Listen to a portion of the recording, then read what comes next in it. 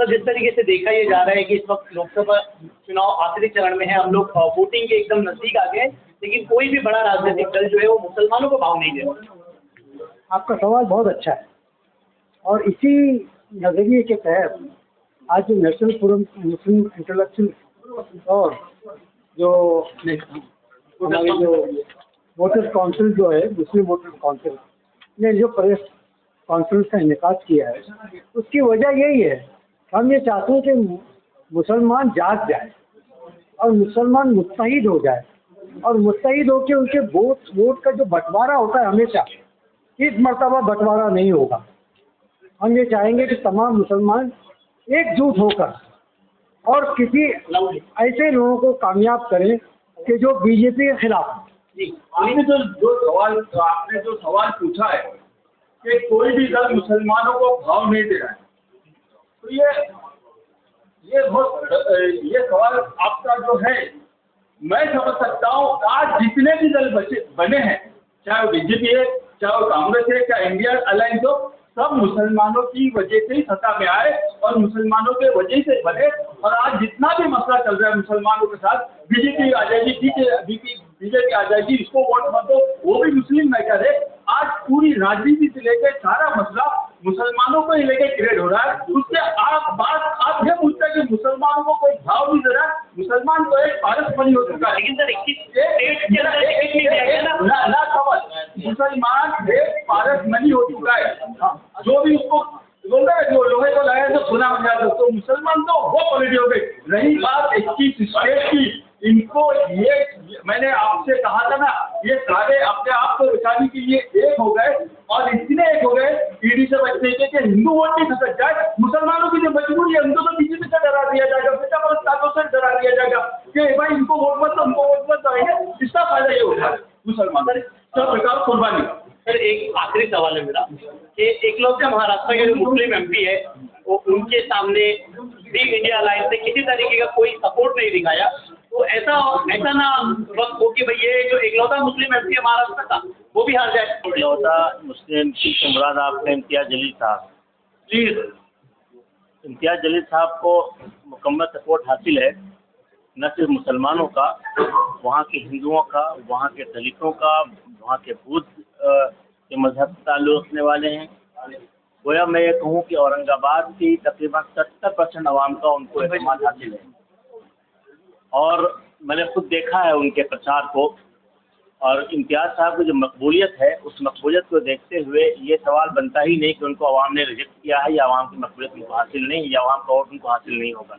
इंशाल्लाह वो इलेक्शन जीतेंगे, मुझे ऐसा लग रहा है। सर आवाम को क्या मैसेज देंगे, मतलब क्योंकि आप लोगों की ये मुहिम बड़ी अच्छी है, मुस्लिम वोटर काउंसिल ऑफ इंडिया ये जो पैगाम फैलाना चाह रही है वो भी बड़ा अच्छा है, लेकिन वक्त की किल्लत है इस वक्त। वो लोगों के अंदर ये अवेयरनेस कैसे जाएगी, लोग डर का शिकार हुए कि भाई संविधान बदल देंगे ये लोग।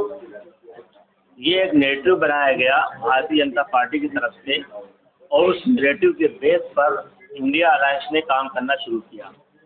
इंडिया अलायंस ने मुसलमानों को भ्रमित करने के लिए, उनको डराने के लिए और मुसलमानों और दलितों को एक प्लेटफॉर्म पर इसलिए वो लोग लाने की कोशिश कर रहे हैं ताकि इनको डरा करके संविधान का नाम लेकर के, आप जो कह रहे हैं कि संविधान को बचाने की बात चल रही है, संविधान को अगर बचाने की बात चल रही होती तो संविधान के तहत जो हमने सवालात किए हैं उनको बचाने की बात होती, उनको जवाब देने की बात होती। ये संविधान बचाने की बात नहीं है। ये कांग्रेस अपना वजूद बचा रही है, एनसीपी अपना वजूद बचा रही है, सेना अपना वजूद बचा रही है। ये सारी पार्टियां भारतीय जनता पार्टी से खौफ खा करके अपने अपने वजूद को बचाने के लिए मुसलमानों को कुर्बानी का बकरा बना रही हैं। अब मुसलमानों को चाहिए कि अपने अंदर, जैसा काजी साहब ने कहा था, अंदर दाखिल भेड़ों को पहचाने और उनके धोखे में ना आए। अगर वो उनके बहकावे में आ गए, उनके धोखे में आ गए, तो जिस तरह एनसीपी टूट कर भारतीय जनता पार्टी चली गई, सेना टूट कर चली गई, आज कल के दिन कांग्रेस भी टूट कर जा सकती है। इसके ही मुकम्मल इम्कानात है। जैसे कि कांग्रेस ने इंदौर में और गुजरात में कांग्रेस के उम्मीदवारों ने बाकायदा बाकवर दे दिया भारतीय जनता पार्टी को, उसी तरह मुझे यकीन है कि कांग्रेस कहीं न कहीं कुछ गड़बड़ करेगी, मुसलमानों के साथ खिलवाड़ करेगी, एनसीपी खिलवाड़ करेगी, सेना भी खिलवाड़ करेगी। इसलिए उनसे बहुत हिफाजत के अंदर महफूज रहने की कोशिश करें और जो 16 तारीख तक अगर जवाब नहीं देते हैं इन चारों सवालों का, तो 16 तारीख को एक फैसला किया जाएगा। उसके बाद इंशाल्लाह हम मुसलमानों से अपील करेंगे और दलितों से भी अपील करेंगे। ऐसा नहीं कि हमारा ही मसला है, ये दलितों का ही मसला है, ये तहफ़्फ़ुज़ का मसला है, इस मुल्क बचाने का मसला है। भारतीय जनता पार्टी ने मुल्क को खोखला किया, उससे बचाने का मसला है। शुक्रिया। हमने इससे पहले भी जो हमारी प्रेस कॉन्फ्रेंस वगैरह हुई, उसमें हमने तमाम बातें जो है आप लोगों के सामने रखी।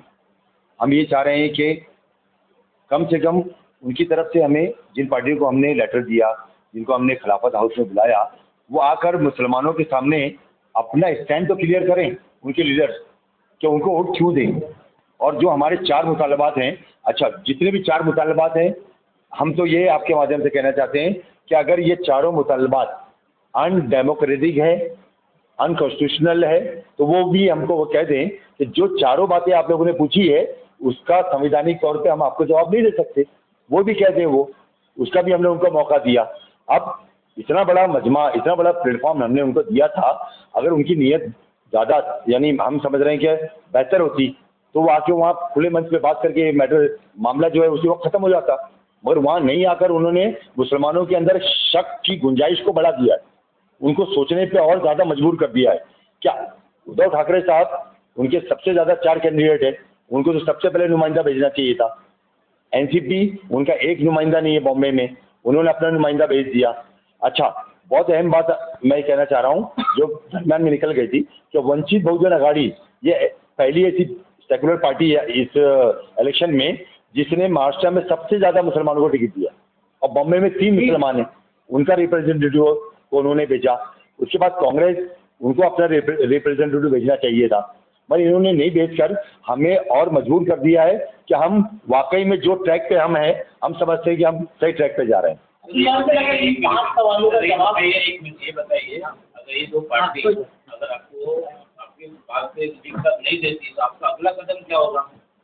अभी 16 तारीख को हमने कहा है आपसे कि 16 तारीख को हमारी वापस से एक प्रेस हो, उस वक्त तक हम देखते हैं कि क्या मूवमेंट बन रहा है, एक ही लीडर्स के ऊपर आपके माध्यम से क्या असर जा रहा है और उनके जवाब क्या है, उसके बाद हम लोग क्या आंसर देंगे आपको। सर उनका जवाब आते आते काफी लेट हो जाएगा, क्योंकि जैसे आपने कहा था कि आखिरी जो प्रेस कॉन्फ्रेंस है 16 को, अभी उसके बाद 18 को, अगर 16 तारीख से जवाब नहीं आता है तो मुस्लिम वोटर काउंसिल ऑफ इंडिया किस तरीके का फैसला लेगा? 20 तारीख को इलेक्शन है जी। और एक बात कही जाती है कि जिस तरह ईद में चांद दिखता है उसे चांद रात कह के दूसरे दिन ईद मनाते हैं, तो मुसलमान इस वक्त पूरी तरह चांद रात का इंतजार कर रहा है। वो चांद रात को फैसला करके सुबह में ईद मनाएगा 20 तारीख को। सर मुसलमानों को लास्ट एक सवाल है कि मुसलमानों को क्या मैसेज देना चाहते हैं? हम ये देना चाहते हैं कि वो घरों से फजर की नमाज पढ़कर पूरी तैयारी के साथ जितने भी वोटर हैं उनको ले जाके सबसे पहले वो वोट डालें, और 100% पोलिंग होना चाहिए, क्योंकि ये एक डेमोक्रेटिक राइट है तुम्हारे पास जिसे कोई रोक नहीं सकता, और ये ताकत तुम्हारी उंगली के अंदर है। और मुसलमानों को इस वक्त अपनी उंगली की ताकत दिखानी चाहिए कि मुसलमान जितनी मेजोरिटी में वोटर है उतना उनका मत जाना चाहिए।